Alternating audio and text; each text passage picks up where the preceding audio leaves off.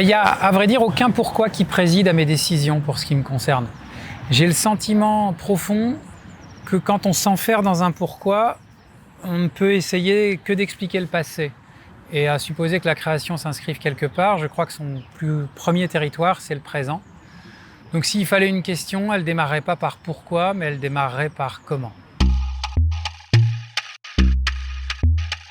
Je dirais plutôt évident ou forcé. Et pour moi, les choses sont évidentes, dans la mesure où profondément, je n'ai pas d'autre choix que de faire ce que je fais.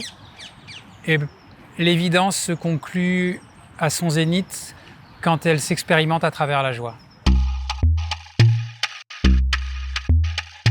Le rapport au détail, de mon point de vue, c'est toujours un rapport d'analyste. Et ce qui m'est apparu dans mon travail, dans ce que je fais, c'est que toute analyse ne peut se faire que sur un corps mort. Profondément, une fois qu'on a examiné de façon légiste un corps, la seule chose qu'on peut constater, c'est qu'il est mort. Donc j'aime autant pas m'intéresser aux détails, mais au tout. Et à travers ce tout, je pense qu'on peut, c'est pas comprendre, mais recevoir pleinement le mouvement qui nous est donné d'offrir. Aujourd'hui, franchement, tout me va. Tout me va parce que profondément, ne pas aimer est en soi une émotion, et dans le fond, il faut être à la disposition des émotions. Et non, moi, je prends plus ombrage de quoi que ce soit. Vraiment pas. Je trouve ça même plutôt audacieux de me dire quelque chose qui pourrait, en me faisant douter ou en me rendant susceptible, ce que je suis évidemment encore bien trop, ça me permet moi de me rendre compte qu'il y a encore des choses à envisager avec plus d'amour, tout simplement.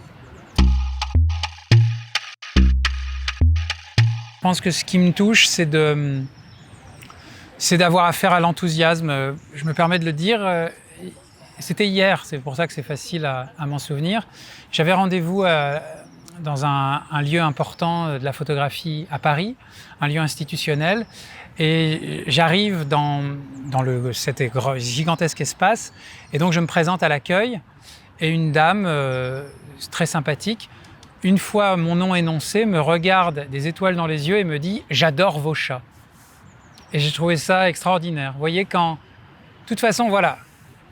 Peut-être qu'on peut retrouver ici les questions de photo. J'ai plusieurs autres langages créatifs, mais sur la question de la photo, je pense que l'émerveillement, il surgit quand on est disponible à l'inattendu. Et cette dame-là, par cet inattendu, m'a profondément touché.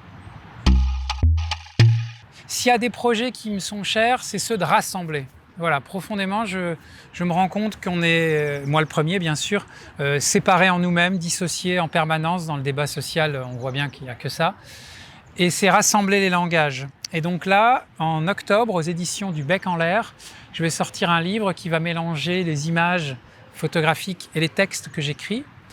Et en fin janvier-février 2022, au 104 à Paris, je vais me mettre en scène et donner les premières représentations de ma prochaine création que j'ai écrite, mise en scène, dans laquelle je joue et où je réalise des vidéos. Le support rêvé, c'est d'arrêter de rêver. Voilà, profondément, je pense qu'il faut se rappeler en toutes circonstances, on prête au rêve des vertus que de mon point de vue, il n'a pas à avoir, parce qu'il faut toujours se souvenir qu'on ne rêve qu'endormi. Moi, je préfère la vie bien vivante.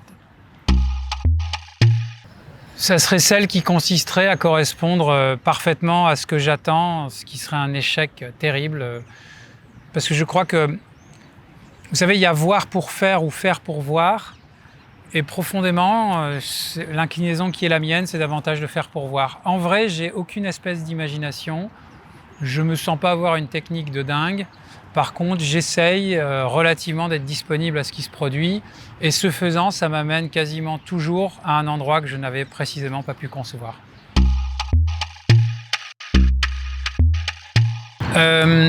Quand j'ai pris conscience qu'à travers la rencontre que j'ai eue avec un chien qui s'appelle Ico, qu'à travers cette rencontre-là, j'ai pu rencontrer la dimension bien plus importante que celle de mon prénom, mais celle de... C'est pas mon humanité, c'est celle de la vie en moi. Parce que profondément, J'ai le sentiment que ce qui importe, c'est pas la forme que la vie a choisi de prendre, mais la vie dans la forme. Et cette rencontre m'a été offerte par un chien et je le remercie encore aujourd'hui. C'est le couple impossible et dans notre société profondément nécessaire. Donc je pense qu'il ne faut pas voir l'argent comme un ennemi, il faut le voir comme une énergie. On ne peut que constater combien ça a pourri nombre des rapports d'immédiateté qu'on pouvait avoir envers les choses et s'interroger sur le fait qu'à l'endroit où on se trouve, l'art n'est généralement accessible qu'aux personnes nanties. Et je ne suis pas sûr que l'art devrait s'adresser à des catégories sociales. Normalement, je crois que l'art devrait être un vecteur de propagation, de vitalité qui ne se concerne ni de votre culture, ni de vos couleurs de peau, ni de vos moyens, évidemment. Brel avait une réponse très jolie quand Jacques Chancel lui demandait « C'est quoi un artiste pour vous ?» Généralement, nombre d'artistes vont se perdre dans des simagrées ou des logorées sans fin pour essayer de se flatter eux-mêmes sans avoir l'air d'y toucher. Et Brel a répondu au tac, un artiste, c'est quelqu'un qui a mal aux autres.